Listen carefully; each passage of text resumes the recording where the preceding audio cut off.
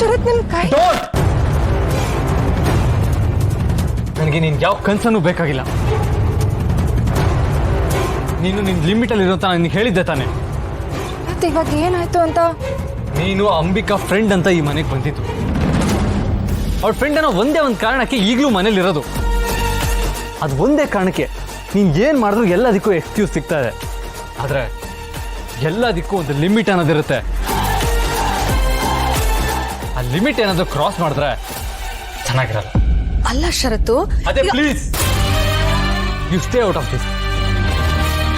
ನಿನ್ಗೆ ಹೇಳಿದ್ದೆ ತಾನೆ ಯಾವುದೇ ಕಾರಣಕ್ಕೂ ಹಿತಕಂತೆ ಹೋಗ್ಬೇಡ ಅಂತ. ನಿಜವಾಗ್ಲೂ ನನಗೆಲ್ಲ ಗೊತ್ತು. ನೀನ್ ಏನ್ ಮಾಡಕ್ ಹೊರಟಿದೆ ಅಂತ ನನಗೆ ಚೆನ್ನಾಗಿ ಗೊತ್ತು. ಇವಾಗ ಅದನ್ನ ಜಸ್ಟಿಫೈ ಮಾಡ್ಕೊಳಕ್ ಬರ್ಬೇಡ. ಇಷ್ಟೆಲ್ಲ ಆದ್ಮೇಲೆ ಮತ್ತೆ ಏನಾದ್ರೂ ನೀ ಹಿತ ಕಣ್ಣಲ್ಲಿ ನೀರು ತರಿಸುವಂತ ಕೆಲಸ ಏನಾದ್ರೂ ಮಾಡಿದ್ರೆ ನಾನು ಸುಮ್ಮನಿರಲ್ಲ. ನಿನ್ಗೆ ಮನೆಯಿಂದ ಆಚೆ ಹಾಕ್ತಿದ್ದೀನಿ.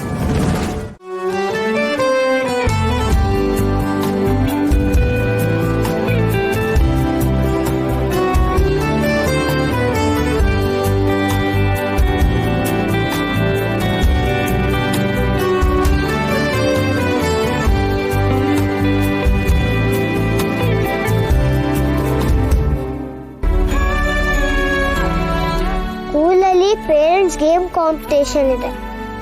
ಅದಕ್ಕೆ ಕೂಬೆರಾಯ ದುರ್ಗಾ ಬರಬೇಕು. ಆದ್ರೆ ಅವರು ನಾನು ಹೇಗೆ ಕರೀಲಿ? ದುರ್ಗಾ ನನ್ನ ಹತ್ರ ಮಾತಾಡಲ್ಲ. ಗೂಬೆರಾಯನ ಹತ್ರ ಸರಿಯಾಗಿ ಮಾತಾಡ್ತಿಲ್ಲ. ನಾನು ಕರೆದ್ರೆ ಇಬ್ರು ಬರ್ತಾರ.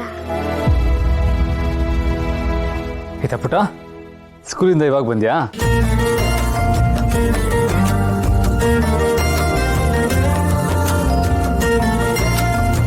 ಕಂದ, ನಿನ್ನ ಹತ್ರ ನಾನು ಸ್ವಲ್ಪ ಮಾತಾಡ್ಬೇಕಿತ್ತು. ಸ್ಟಾಪ್. ಏನಾಯ್ತು? ನಂಗೆ ನಿನ್ನ ಹತ್ರ ಒಂದು ಡೀಲ್ ಮಾಡೋದಿದೆ. ಡೀಲಾ?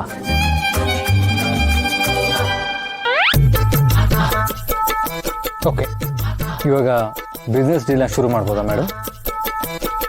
ನನಗೆ ಹೆಲ್ಪ್ ಬೇಕು. ಏನು ಹೆಲ್ಪ್? ನೀನು ಮತ್ತೆ ದುರ್ಗಾ ಪೇರೆಂಟ್ಸ್ ಗೇಮ್ ಡೇಗೆ ಬರಬೇಕು. ಖಂಡಿತ ಬರೋಣ. ಅದಕ್ಕೇನಂತೆ?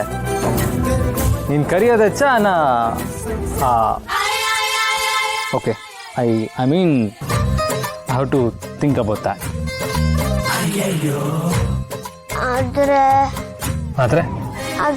ಆದ್ರೆ ಏನು ಪ್ರಾಬ್ಲಮ್? ಏನಾದರೂ ಪ್ರಾಬ್ಲಮ್ ಇದ್ರೆ ಹೇಳು, ನಾನು ಸಾಲ್ವ್ ಮಾಡ್ತೀನಿ. ಅದನ್ನ ದುರ್ಗನ ಹತ್ರ ಹೇಗೆ ಹೇಳಿ?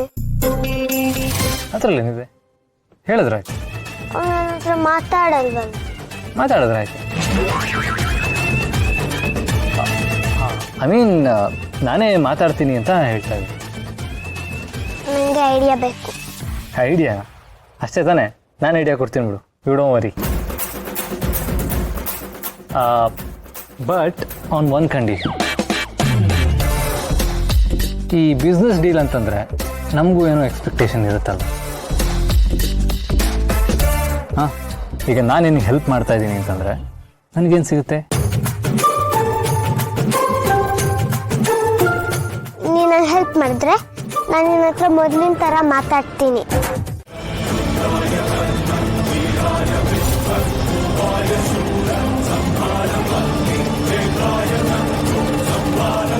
ಆರಂಭ, ಯುದ್ಧದ ಆರಂಭ. ಪಾಂಚಜನ್ಯ, ನಯವಂಚನೆ, ಬೆನ್ನಿಗೆ ಚೂರಿ, ದುರ್ಬಲರ ಕೆಲಸ, ಬಲಾಢ್ಯರ ಯುದ್ಧ ಮುಖಾಮುಖಿ. ಬಾ ಎದುರು ಮುಖಾಮುಖಿ.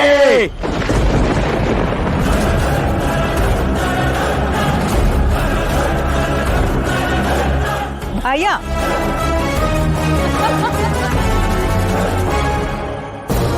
ಮತ್ತೆ ಚೂರಿ ಹಾಕ್ಬಿಟ್ರೆ ಅಂತ ಅಯ್ಯನಾ? ಭಯ ಭಯ ಪಾಪಕ್ಕೆ ಭಯ, ಪುಣ್ಯಕ್ಕೆ ಧೈರ್ಯ. ಬರೀ ಪುಣ್ಯ ಮಾಡಿದ್ರೆ ಸಾಲದು, ಅದ್ರ ಫಲನ ಅನುಭವಿಸೋ ಅದೃಷ್ಟನೂ ಕೇಳ್ಕೊಂಡು ಬಂದಿರ್ಬೇಕು. ಅದೃಷ್ಟ ಅವನ ಇಚ್ಛೆ, ಸಕಾಲ ಆಗಮನ.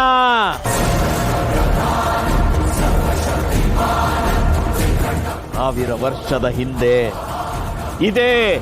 ಇದೇ ಪಾಂಚಜನ್ಯ ಪುನಃಸೃಷ್ಟಿ.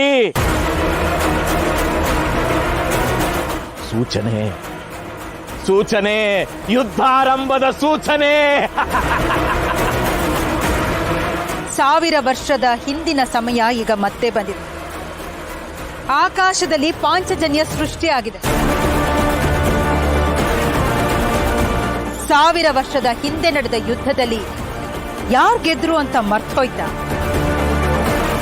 ಈಗ ಅದೇ ಯುದ್ಧ ಮತ್ತೆ ಪುನರಾವರ್ತನೆ ಆಗ್ತಿದೆ ಅಂದ್ರೆ ಭಯ ಪಡಬೇಕು. ಖುಷಿ ಪಡ್ತಾ ಇದ್ದೀರಾ? ಅತಿ ವಿಶ್ವಾಸವು ಸೋಲೆ.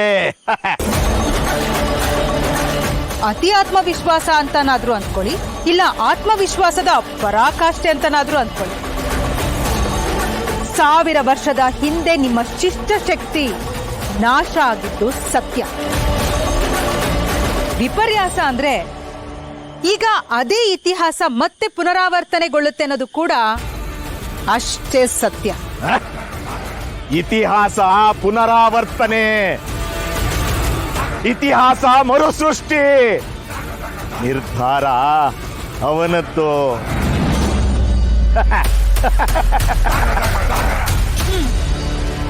ನೀವ್ಯಾಕೆ ಇಷ್ಟೆಲ್ಲ ಮಾತಾಡ್ತಾ ಇದ್ದೀರಾ ಅಂತ ನನಗ್ ಚೆನ್ನಾಗ್ ಗೊತ್ತು.